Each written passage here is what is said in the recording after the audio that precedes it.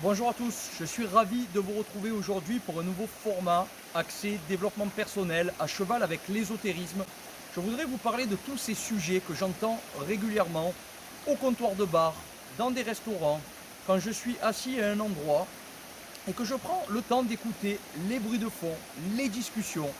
Et il y a pas mal de choses qui nous rattachent à notre essence profonde, à qui nous sommes. On parle beaucoup du tabou de la mort, cet état de non-existence qui existe aussi avant l'incarnation, avant de naître, cet état de non-existence où on ne sait pas si on est là en conscience, puisqu'on n'en a pas souvenir, ou est-ce que ça se passe différemment. Loin de ces tabous, c'est très difficile de sortir des dogmes, du conformisme qui existe dans notre société, faute aux idées reçues. Et pourtant, on a tous envie de pouvoir échanger sur ces sujets pour mieux savoir qui nous sommes, d'où l'on vient et de pouvoir parler au-delà des limites de l'échelle du temps et de l'espace, peut-être sur d'autres plans dimensionnels. Et pourtant, c'est bien là, on a tous des récits de choses stupéfiantes, peut-être hasardeuses et peut-être pas, peut-être des synchronicités qui nous arrivent dans des moments comme les phases de deuil, où on est témoin de choses qui dépassent la matière, qui sont au-delà de notre champ de perception. On peut parler aussi de nos capacités sensorielles et des capacités extrasensorielles. Le fait d'être à un endroit et d'avoir une forme de vision, de voir apparaître quelqu'un qui pourtant n'est pas là, de sentir un parfum, d'entendre des sons, des chants, des voix qui semblent ne pas appartenir à ce monde. C'est très difficile d'en parler à tout le monde à cause des jugements que l'on subit tous en société.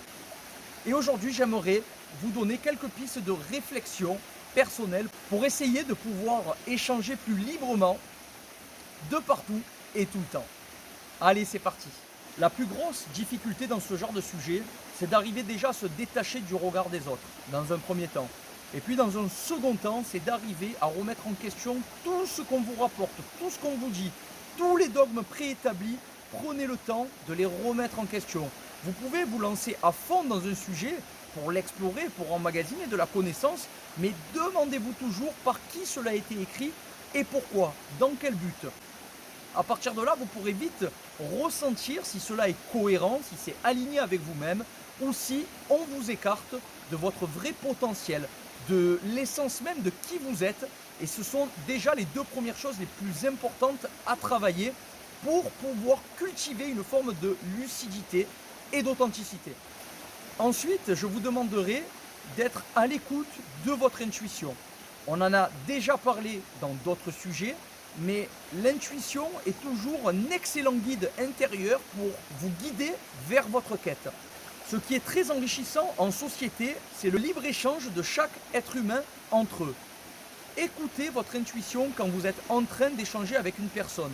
Est-ce que les vibrations de la personne et mon ressenti a une forme de tendance plutôt ouverte, qui me plaît, qui m'amène à rayonner, ou est-ce que je suis plutôt resserré à l'intérieur, refermé, me montrant qu'il y a une forme de non-cohérence par rapport à ce que je reçois ou ce que j'entends?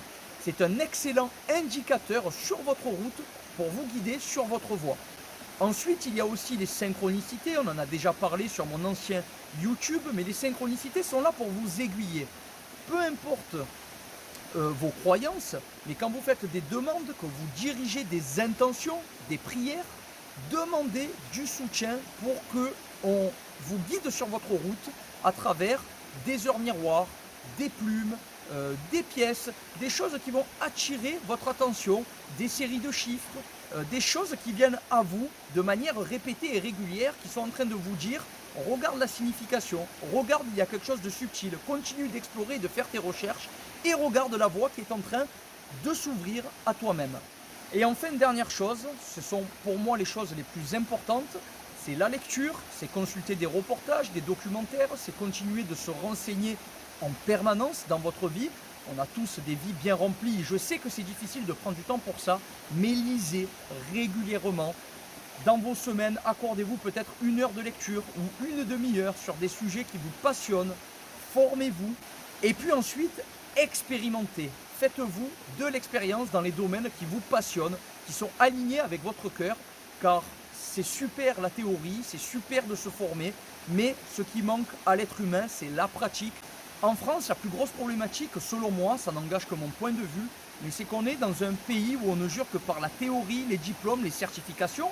Alors certes, bien sûr qu'on en a besoin, mais on ne laisse que très peu de chance à la pratique, aux expériences, de manière encadrée certes, mais c'est le meilleur moyen d'aller prouver puis vérifier des hypothèses, d'aller vérifier un ensemble d'expériences qui vont nous conduire à des vraies conclusions, que ce soit matérielles ou immatérielles, mais qui sont bien là, n'en déplaise à certains.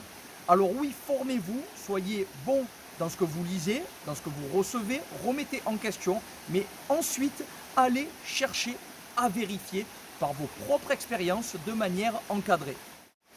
Je vous remercie pour votre attention, j'espère que ce sujet vous aura plu et vous aura intéressé.